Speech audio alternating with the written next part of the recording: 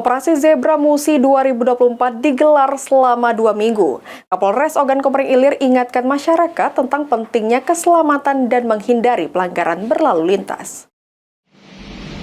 Dengan dilaksanakan operasi Musi, Polres Ogan Komering Ilir menggelar Operasi Zebra Musi 2024 selama 2 minggu.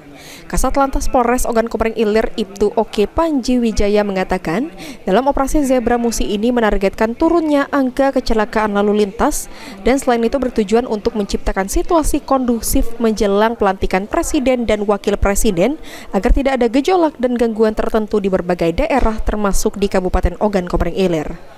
Adapun tujuannya dalam operasi Zebra ini itu mengajak masyarakat, terutama khususnya masyarakat Ogan Komering Ilir untuk selalu tertib berlalu lintas sehingga tercapai Kamsel Tipta Lantas yang baik dan aman.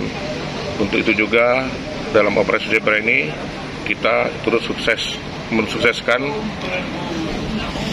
pelantikan Presiden dan Wakil Presiden terpilih nanti. Operasi Zebra Musi 2024 diharapkan berdampak positif bagi kesadaran masyarakat dalam mengedepankan ketertiban keselamatan berlalu lintas. Novan Wijaya, PAL TV.